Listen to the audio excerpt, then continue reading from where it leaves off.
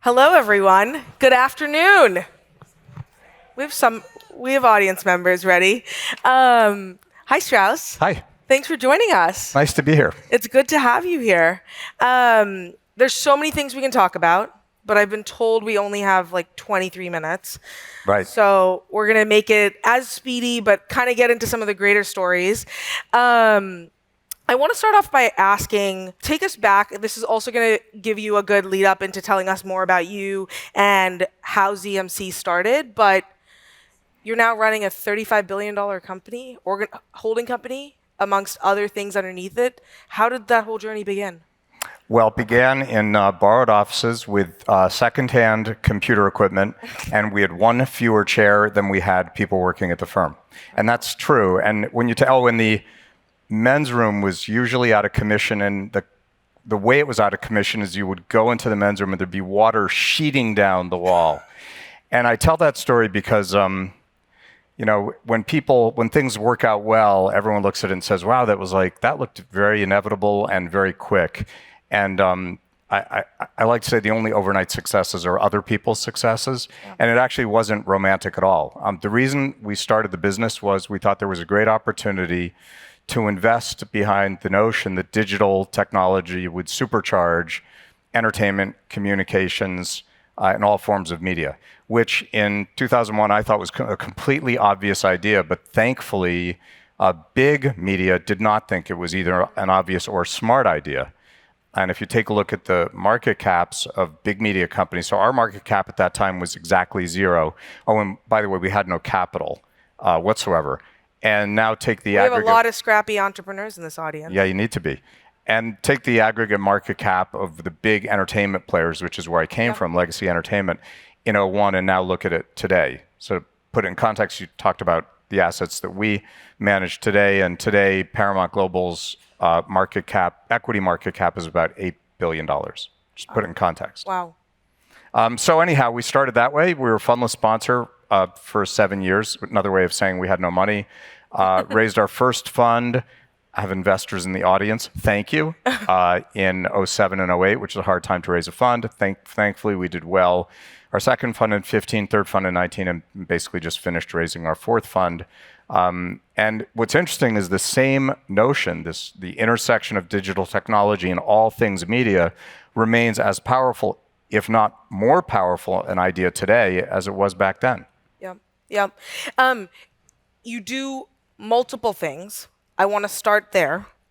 More on the professional side, we'll talk personal at some point. You're an investor, but you're also an operator, and you're engaged on both sides of things right now. How are you spending your time, and how are you prioritizing what's most important right now? It's a great question. I think part of it is ZMC's approach is that we're very hands-on and we're very, very disciplined about the companies that we take on. So we're in our fourth fund. We've been around for 23 years, and I think we have 10 companies. Okay. So, and we've done well. Most of our competitors with the same AUM would have 25, 30 active enterprises. And we also have a lot of people for relatively small private equity firm, still a middle market firm. We have about 35, 36 people. We are actively engaged with all of our businesses, and I oversee all of them. Mm-hmm. So I'm engaged with, we have one of our investors in the audience, so she'll appreciate this. We have a company that's in the live entertainment business. It's a great deal. It's a phenomenal deal, and it's going really well. And they actually, there's not one person here who ever has been to Pigeon Forge, Tennessee. If you've been to Pigeon Forge, Tennessee, all right, did you go to Dolly Parton Stampede? Yes. You did. We own that company. So we feed 1,000 people 3 times a day at Dolly Parton Stampede. You're looking at a man who sells 2.4 million chickens a year. And by the way, when I got into this business, I never thought that media included selling chickens, but it turns out it does. So anyway, I spent last weekend with my family doing a taste test because I thought the dessert was no good at Dolly Parton Stampede. And I can tell you that the apple turnover has been reformulated, and it's going to cost us 3 cents more per serving, and it's much better. All right, so. But that's very hands-on. So yes, but that's my job, right? But kidding aside, what is the job of the person who sits in the corner office? I'm fond of saying, like, CEOs don't really do the work, right? The work is done by the team. We have, across our portfolio, 17,500 colleagues in 140 locations worldwide. They're doing the work. The job of the senior team, led by me, is to set the strategy, establish the culture, align interests. That's crucial, because if you don't align economic interests by sharing widely with everyone in the same way, you say whatever fancy words you want, no one's on your team. No one's moving in the same direction. And so where I check in, because I believe in delegation with information, is first where I can actually add value. And second, when the decisions are complex enough that they rise to my level. And third, with regard to capital allocation. Yeah. So what does that involve? That involves a lot of talking. Yeah. And I have the ability to do that because I'm reasonably crisp. So That was only a 5-minute answer. that was it. Well, I don't even think it was 5 minutes. I was shorter. I got the turnover story in there. Well, I do want to ask, and kind of going in a little bit specifically on something you are well known for. Obviously, under ZMC, there's multiple different businesses, but I do want to talk a little bit about Take-Two and kind of how you went from being a media executive, running studios, doing great things there, to becoming a gaming nerd. It was a long time ago. I was very fortunate. My ambition when I was a little kid, and it stayed that way till I got out of school, was to run a movie studio, because it was like, I'm old, so it was like the coolest part of the entertainment business when I was little. That was the only reason, by the way. I went to Wesleyan undergrad. I don't know if anyone went to Wesleyan. They had a great film program even then. I didn't take any film courses because I just wanted to be head of a movie studio. I want to do the film courses. And it happened much more quickly than I thought. 3 years after graduating, I was president of my first studio, which was the largest independent at the time, no longer in business. And then I became president of 20th Century Fox when just 5 or 6 years out of school.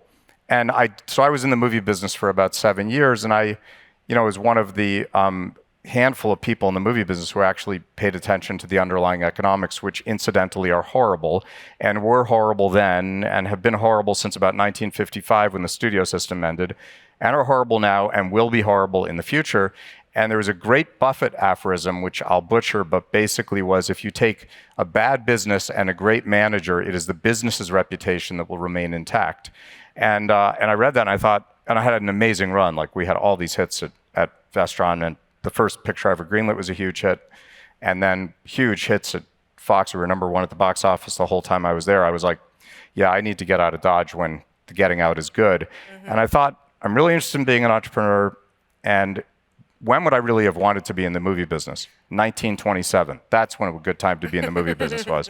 So what's the movie business in 1927? And this is 1993 that I asked myself the question. And I was like, the video game business. That's the next big entertainment business. By the way, thank God I was right, because you're looking at the only person who has ever voluntarily stepped down as president of a major film studio. And I didn't get paid, because when you voluntarily leave a job and you're working for Rupert Murdoch, you don't get like a big, that doesn't happen. And by the way, he wasn't super upset when I told him I was leaving, incidentally. And I started this company, it was a tiny little company, Crystal Dynamics, still in business today. And then built BMG Interactive, which got sold to Take-Two, and then in 2007 took over this very, very bad company that was about to go bankrupt called Take-Two Interactive. And so it's been a long time. It's been a long time, and there are so many veins I want to run down. But one in particular, one thing I think a lot about is the fact that when you launched games, you treated them like movies. They had trailers, they were, characters, there was cast. It was treated in the way of things that you had seen in a very different industry, or sort of the entertainment industry of now.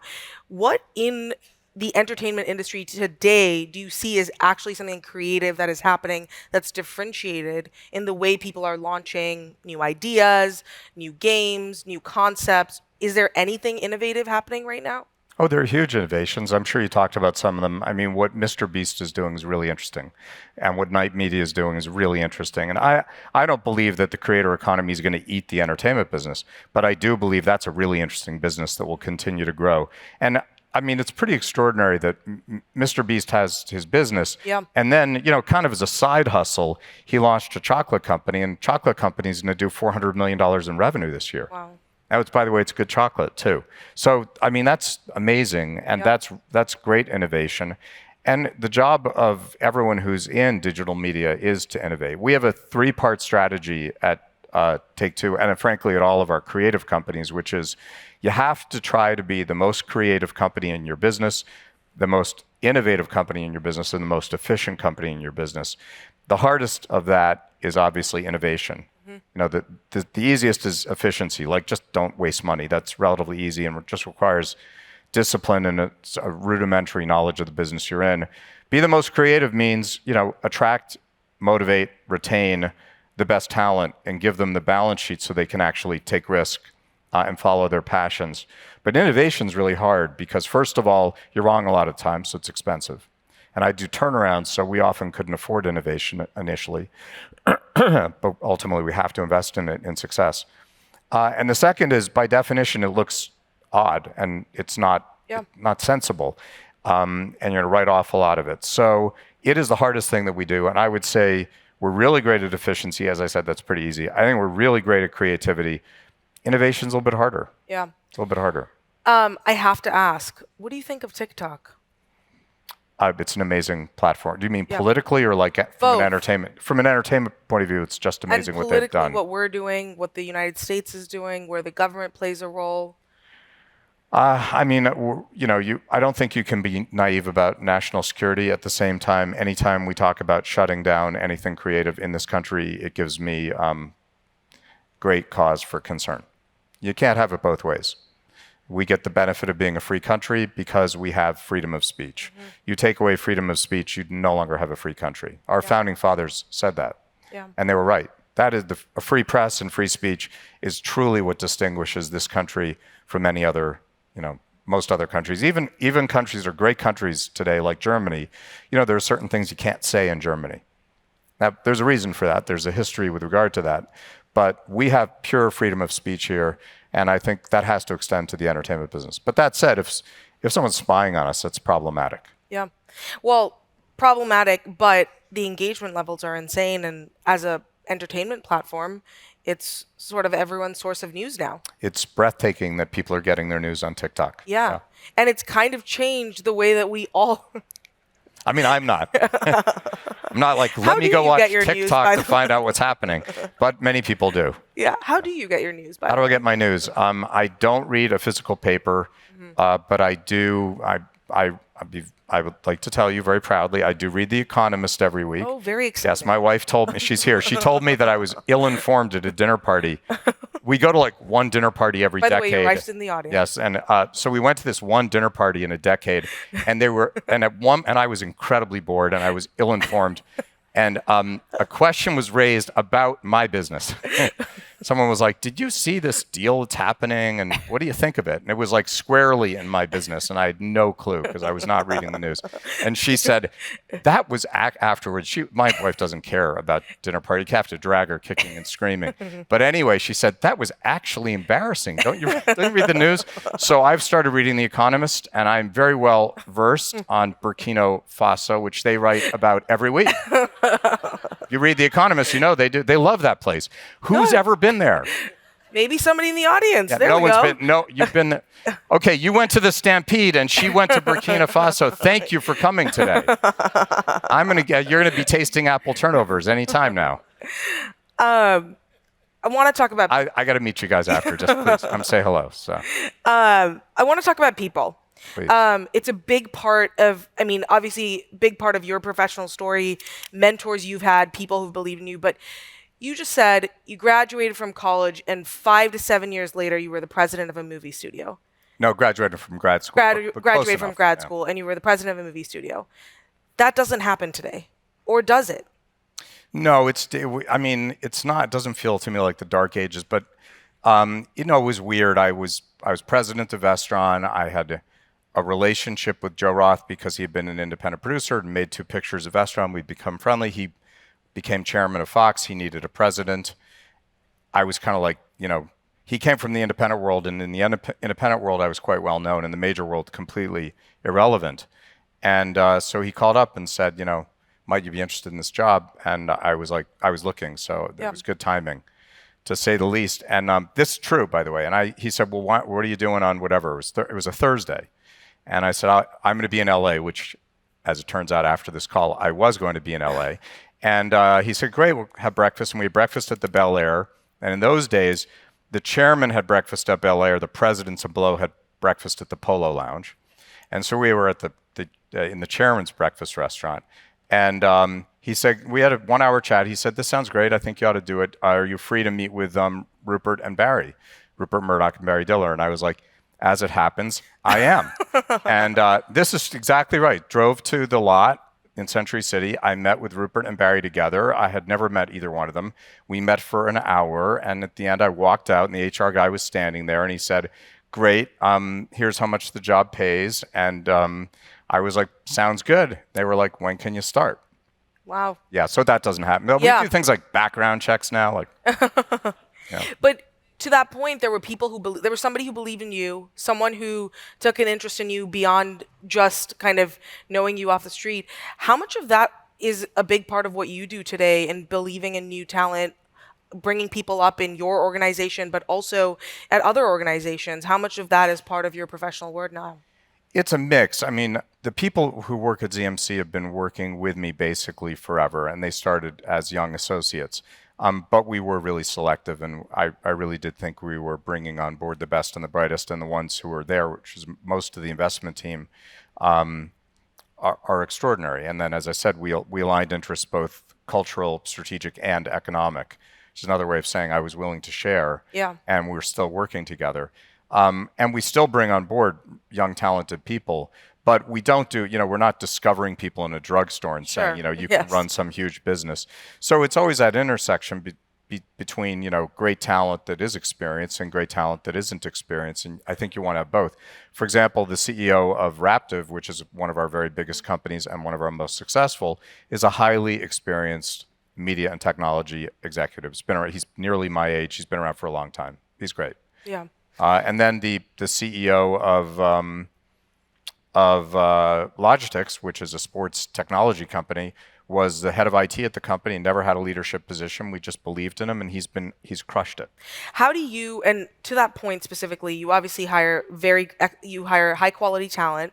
You knew this, but what is it that you look for? There are people in the audience who are building companies. There are people in the audience who are funding new fund managers. There's always something when you're making a decision on people. How do you know this is the person? What is it that you look for? I was not initially very good at this. And in fact, I would say up to about my mid-30s, I would hire based on, the standard things, right? Sure. Background, resume, how impressive Harvard someone... Law. Yeah, sure, including where you went to school. And I made a horrible hiring mistake when I was at BMG of a senior person. It was really a disaster. And so I'm telling stories about my wife here today. I had to let him go after 9 months. And my wife met him just before I had to let him go. And she just sort of met him in passing. She came to the office, which she never does. And she came to my office and said, was that so-and-so? And I said, yes, it was. And she said, oh, my God, he's actually insane. How did you ever hire him? And I was like, I have no clue. And for about 2 years... This is a true story. She interviewed everyone before I hired them. And then I began to get the hang of it, and I was willing to engage emotionally with people as well as intellectually. And frankly, I became a better and much more empathetic listener.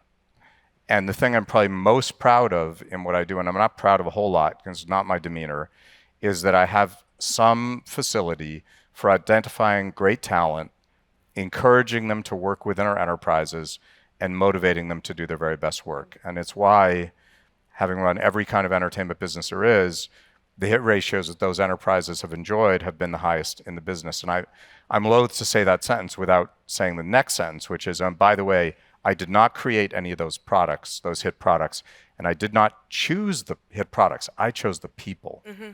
So I do seem to have a facility for that. I want to ask, you do a ton of things. You work out a lot. There's many other hobbies aside from just work, but how do you find balance? Oh God, that's an overrated virtue. I don't. Balance is like, there's no such thing. If you want to do well in your career and in life, you got to choose, and you can focus on 3 or 4 things at a time. And if you think you can do more and have this balanced life where you're journaling and, I don't know, meditating. Outside in the morning doing yoga at the sunset, and then you're at the homeless kitchen in the evening, and then you work 17 hours a day and you create AI models, and you're going to fail. You can't do that. It's only like the made up stories that look like that.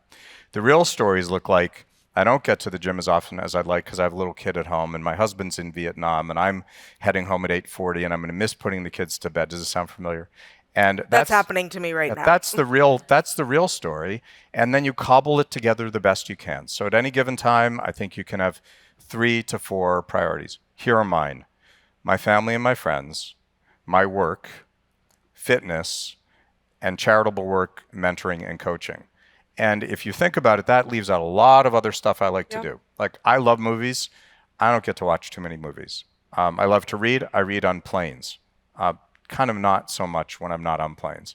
I actually love museums. I never get to go to museums because it's not on my priority list, not because I'm unfortunate in some way. And you're allowed to change those priorities. But if you have 10, I have news for you. You'll fail across all 10. Yeah. Sounds like you have top 4 focus. I have top 4 focus, yeah. Okay, we have a lightning round. I know we have 1 minute and 54 I know, before 1 second. Before someone calls me and kicks me off. But I think I preempted you on some of these questions, so you sort of know what's coming. I encouraged you to surprise me, but anyway. Netflix is making a movie on you. What's the title and who's playing you? Oh, God. I know. I know. I asked it yesterday, too. What's the title? I cannot come up with the title. Who's playing you? Shaquille O'Neal? No, there is an actor who looks exactly like me, but I've spaced on it. He plays one of the like lesser superheroes. Chris Pine? No. All right, we'll move on. Video games or TV shows? Got dark curly hair. Video games or TV shows? Video games.